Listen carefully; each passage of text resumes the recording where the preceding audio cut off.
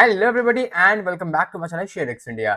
आज की यहाँ पर एक सुबह सुबह यहाँ पर एक ताज़ा अपडेट आया है यहाँ पर कि एचडीबी फाइनेंशियल जो कि एक एचडीएफसी बैंक मतलब एचडीएफसी जो बैंक है यहाँ पर उनकी एक सब्सिडरी कंपनी का यहाँ पर जो आईपीओ आने वाला था उसके लिए उन्होंने यहाँ पर इंटरनली चीजें यहाँ पर फाइनल कर ली हैं। अभी डीआरएचपी वगैरह फाइल वो सब कर दिया, उस सब में भी अप्रूवल वगैरह नहीं आया है और शेयर होल्डर कोटा होगा नहीं होगा सारी बातें करेंगे इस वाली वीडियो में। कितना यहाँ पर प्राइस चल रहा है यहाँ पर शेयर का वो मैं आप लोग को बता दूंगा और कितनी यहाँ पर जीएमपी चल रही है वो भी मैं आप लोग को यहाँ पर बता दूंगा। जीएमपी से मेरा मतलब है कि अनलिस्टेड मार्केट में प्राइस यहाँ पर कितनी चल रही है, मार्केट कैप यहाँ पर कितना है इस कंपनी का और कितने के आसपास ये लोग अपना आईपीओ लेके आ सकते हैं। सारी बातें कर दूंगा मैं मतलब भर की आप लोग की इस सारी वीडियो में। एंड इसके बाद आप लोग के यहाँ पर जितने भी डाउट है वो सारे यहाँ पर क्लियर हो जाएंगे और आप लोगों को कुछ और यहाँ पर चेक करने की नीड भी नहीं पड़ेगी। चलिए वीडियो की शुरुआत करते हैं। एक ही रिक्वेस्ट है, अगर आप लोग को वीडियो पसंद आए चैनल को सब्सक्राइब कर लीजिएगा और अगर वीडियो पसंद ना आए तो डिसलाइक करके एक कमेंट लीव कर दीजिएगा ताकि मुझे पता चल जाए कि क्या गलती थी जो मैं इंप्रूव कर सकता हूँ। चलिए वीडियो की शुरुआत करते हैं।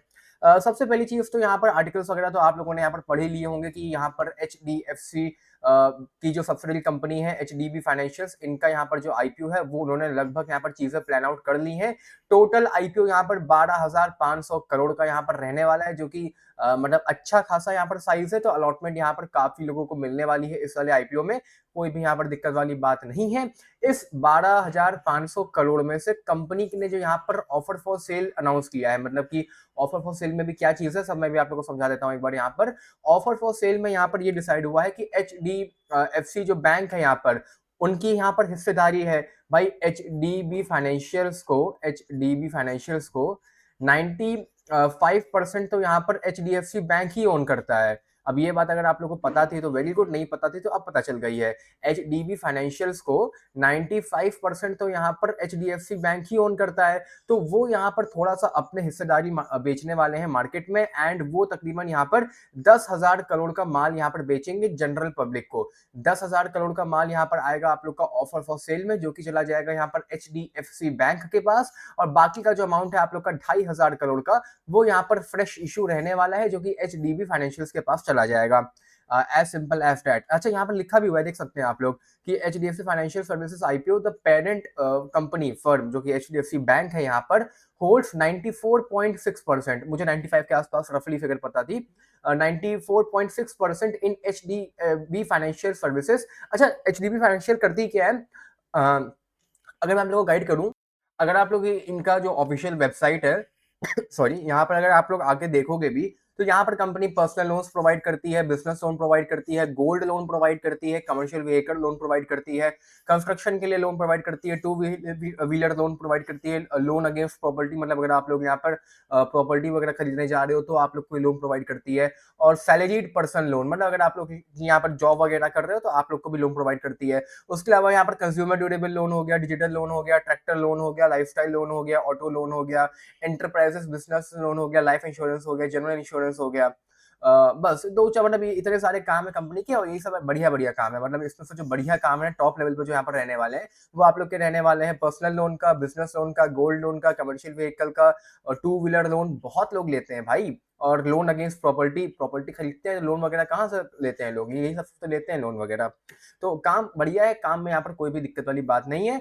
तो यहाँ पर 10,000 करोड़ यहाँ पर जो शेयर्स है वो अपनी एचडीएफसी बैंक बेचेगा और बाकी 2,500 करोड़ यहाँ पर आप लोग का एचडीबी फाइनेंशियल्स यहाँ पर फ्रेश इशू कर रहा है। मैंने काफी सारे आर्टिकल्स वगैरह यहाँ पर रीड कर लिए। अच्छा, एक बात और क्लियर कर दूं मैं यहाँ पर, डीआरएचपी अभी तक कहीं पे मतलब ऑफिशियली आउट नहीं हुआ है, तो उसमें शेयर होल्डर कोटा अनाउंस करेंगे नहीं करेंगे ये बात अभी कहीं से भी क्लियर नहीं है मार्केट में। अनाउंस कर भी सकते हैं, अनाउंस नहीं भी कर सकते हैं, एक्सपेक्टेशन लगाई जा रही है कि अनाउंस करेंगे क्योंकि आमतौर पर लाइक पेरेंट कंपनी लिस्टेड है तो कर देना चाहिए। ऑल दो शेयर होल्डर कोटा का मैं एक चीज बता दूं आप लोग को, पेरेंट कंपनी से लेना देना कुछ होता नहीं है। वो सिर्फ एक हवा चल रहा है कि अगर पेरेंट कंपनी लिस्टेड है तो शेयर होल्डर कोटा अनाउंस होगा, वरना ऐसा कुछ नहीं है। अगर एक्स वाई जेड अगर कोई भी कंपनी लिस्टेड है और उसी की यहाँ पर चाहे पेरेंट कंपनी हो, चाहे बेटा कंपनी हो, चाहे डॉटर कंपनी हो, और अगर वो अपना आईपीओ लेके आ रहे हैं तो कोई भी कंपनी लिस्टेड हो वो यहाँ पर बदले में आप शेयर होल्डर कोटा अनाउंस कर सकते हैं। और चाहे कोई छोटी कंपनी लिस्टेड हो, उसकी कोई बड़ी कंपनी आ रही हो, तो वो भी यहाँ पर शेयर होल्डर कोटा अनाउंस कर सकते हैं। बेसिकली ऐसा कोई रूल नहीं है कि आप लोग का अगर पेरेंट कंपनी लिस्टेड होगी तभी वो शेयर होल्डर कोटा अनाउंस होगा। तो खैर ये तो जनरल टिप मतलब एक एडवाइस आप लोग को दे रहा था। इसके अलावा आर्टिकल्स वगैरह यहाँ पर काफी सारे मैंने यहाँ पर पढ़ लिए हैं। न्यूज यहाँ पर कल शाम को आउट हो गई थी, मैं आपको अभी अपडेट कर रहा हूँ। अच्छा, अब यहाँ पर पते की बात करते हैं कि भैया कितने पे यहाँ पर आप लोग का आईपीओ आ सकता है मार्केट में, और क्या क्या आप लोग को यहाँ पर रेडी करके रखना है अपने पास। एक छोटा सा काम कर सकते हो, H D F C bank का एक एक शेयर उठा लो। ज्यादा मत उठाओ, क्योंकि अल्टीमेटली एचडीएफसी बैंक आप लोग का लार्ज कैप की कंपनी है। आप लोग को पता है कि लार्ज कैप को मैं अवॉइड करता हूँ। रिटर्न्स के नाम पे एचडीएफसी बैंक ने एफडी से भी कम रिटर्न दिया है पिछले साल। अगर किसी को पता होगा तो ये बात जानता होगा।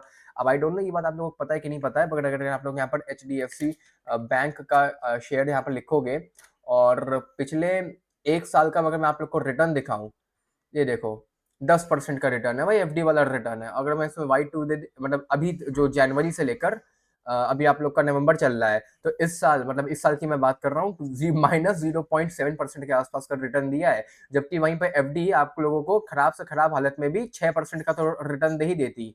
और वो भी अगर कोई सीनियर सिटीजन एफडी कराएगा तो 8% 9% पे भी एफडी हो सकती है। आज की डेट पे इतने सारे ऐप वगैरह आ गए हैं। एनीवेज, तो ये तो चलो बात हो गई एक यहाँ पर। एचडीएफसी बैंक का एक एक शेयर उठा लो अगर आईपीओ में कुछ शेयर होल्डर कोटा आता है, क्योंकि अगर वो डीआरएचपी फाइल करेंगे जब ना, और डीआरएचपी में अगर उन्होंने यहाँ पर शेयर होल्डर कोटा का जिक्र किया, तो वो रिकॉर्ड डेट पुरानी देंगे, इतना मैं बता दूं। जैसे कि मान लो अगर आज 20 आप लोग की अक्टूबर है, अगर आज यहाँ पर ये लोग डीआरएचपी फाइल करते हैं तो डेट देंगे 15 अक्टूबर को, जिसके पास एचडीएफसी बैंक के शेयर्स थे वो एलिजिबल है। समझ रहे हो ना मेरी बात? तो मतलब कल जब मार्केट में आप लोगों का यहाँ पर मार्केट जब ओपन हो, तो एक एक एचडीएफसी बैंक का शेयर उठा लो। अगर अनाउंस करेंगे शेयर होल्डर कोटा तो बढ़िया रहेगा, नहीं करेंगे तो कोई बात नहीं भाई, बाद में बेच देना, कौन सा लॉस हो जाएगा आप लोग का। ये तो चलो बातें हो गई सारी इस टॉपिक के ऊपर। अब आ जाओ मेन कंटेंट के ऊपर कि यहाँ पर आईपीओ का क्या सीन है। आईपीओ में देखो, ये थोड़ा सा मैं कुछ एक चीज आप लोग को दिखा रहा हूँ। अनलिस्टेड मार्केट में यहाँ पर जो शेयर की जो वैल्यू है लगभग लगभग 1400 रुपए के आसपास की चल रही है। मतलब 1400 पे चल रही है, 1425 पे चल रही है, 1400 के रुपए के आसपास चल रही है अनलिस्टेड मार्केट में। ठीक है, ये तो एक बात हो गई। और दूसरा, अगर आप लोग यहाँ पर शेयर होल्डर कोटा देखोगे, मतलब सॉरी शेयर होल्डर पैटर्न देखोगे यहाँ पर, तो 95% के आसपास यहाँ पर एचडीएफसी बैंक ही होल्ड कर रहा है। बाकी वेलफेयर ट्रस्ट हो गया, एम्प्लॉयज के लिए वेलफेयर हो गया, और ये सारी चीजें हो गई। और थोड़ा बहुत यहाँ पर पीआई अपॉर्चुनिटी फंड को इन्होंने कभी अपना माल बेचा होगा तो वो लोग होल्ड कर रहे हैं। तो ये एक बात हो गई। मार्केट कैप से पहले बता दूं कि अभी 18 अक्टूबर को कंपनी ने यहाँ पर डिविडेंड दिया था तकरीबन 2 रुपए का। सोचा बता दूं, मतलब किसी काम की बात है नहीं आप लोग के। मार्केट कैप कंपनी का 1400 रुपए के भाव पे लगभग लगभग 1,10,000 करोड़ के आसपास का है। अभी इसको मैं एक्सप्लेन कर देता हूँ। कंपनी का जो प्रॉफिट है वो भी तकरीबन यहाँ पर पिछले साल का 2,500 करोड़ के आसपास का था आफ्टर टैक्स, जो कि ठीक है। फेस वैल्यू कंपनी ने यहाँ पर 10 के अनाउंस करी है, जो कि अगेन ठीक है। इंडस्ट्री पीई यहाँ पर 55 का है, और इनका जो पीई है 1400 रुपए पे, मैं बार बार 1400 रुपए पे बोल रहा हूँ, क्यों बोल रहा हूँ अभी समझाऊंगा मैं आप लोग को। वो 45 रुपए का ट्रेड कर रहा है। अच्छा, ये तो हो गया सारी बातें। 1,10,000 करोड़ का मार्केट कैप है, और यहाँ पर 1400 रुपए के आसपास शेयर यहाँ पर ट्रेड कर रहा है।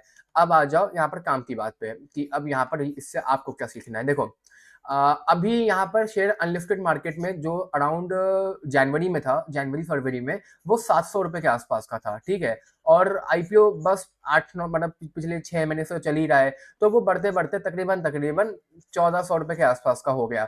कहीं कहीं पे तो वो 1450 रुपए का भी मार्केट में मिल रहा है। तो ये तो एक बात हो गई। अच्छा, अब ये लोग आईपीओ कितने पे अनाउंस कर सकते हैं? देखो, हकीकत तो ये है कि आईपीओ ये लोग चाहे 1400 पे भी अनाउंस कर सकते हैं, जैसे अभी यहाँ पर आप लोग की हुंडई ने किया, और अनाउंस करने में 1000 रुपए पे भी कर सकते हैं, और अनाउंस करने में 1200 पे भी कर सकते हैं। डिपेंड करता है, कहीं पे भी अनाउंस कर सकते हैं, ऐसा कोई यहाँ पे रूल नहीं है।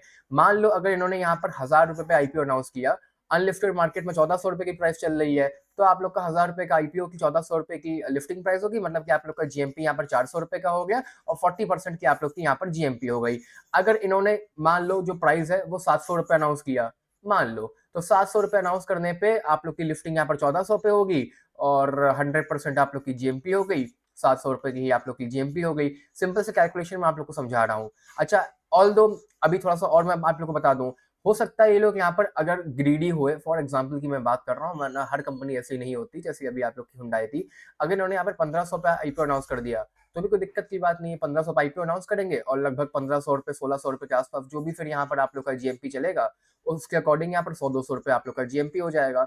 तो होने में कुछ भी हो सकता है, जो भी होगा वो सारी बातें आप लोग के साथ डिस्कस कर दूंगा। लेकिन एज ऑफ नाउ अभी जो मार्केट कैप है 1400 रुपए पे, वो 1,10,000 करोड़ का है। तो ये बात आप लोग याद रखना। अगर 700 रुपए पे अनाउंस करते हैं, ये 1400 रुपए पे है, ठीक है। अगर 700 रुपए पे प्राइस अनाउंस करते हैं तो ऑब्वियसली बात है मार्केट कैप भी घट के आधा हो जाएगा, तकरीबन आप लोग का 55,000 करोड़ के आसपास का हो जाएगा, विच इज ऑल ओके।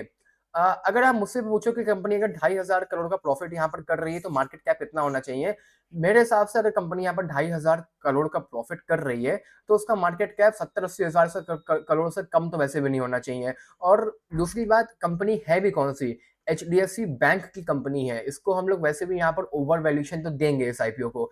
ये उन कुछ आईपीओ में से है जिसमें मैं कह रहा हूँ कि इस कंपनी को हम ओवर वैल्यूएशन देंगे, क्योंकि एचडीएफसी बैंक मतलब बहुत टाइम से मार्केट में है और क्या रिटर्न बना के दिए हैं, और इंडिया का लार्जेस्ट बैंक है। अगर इसका आईपीओ आ रहा है तो दे डिजर्व ओवर वैल्यूएशन, इनको ओवर वैल्यूएशन देना होगा। ऑल्दो ओवर वैल्यूएशन आईपीओ के टाइम पे मिलेगा, बाद में वो स्टेबल हो जाएगा और काफी हद तक प्राइस या तो बढ़ेगी नहीं दोगुने पे लिफ्ट होने के बाद, या तो कंपनी के धीमे धीमे प्रॉफिट वगैरह बढ़ेंगे। सो आई होप मैंने आप लोग को यहाँ पर प्राइस वगैरह की बातें यहाँ पर समझा दी हैं एंड आप लोग के डाउट्स वगैरह यहाँ पर क्लियर हो गए होंगे। और कल मंडे को एचडीएफसी बैंक का एक एक शेयर लेना मत भूलना। जिसके पास है वो ऑलरेडी तो उसके पास होगा ही, जिसके पास नहीं है आप लोग यहाँ पर एक एक शेयर ले लो। सो इसके अलावा आज की इस वीडियो में इतना ही। Bye, take care, love you.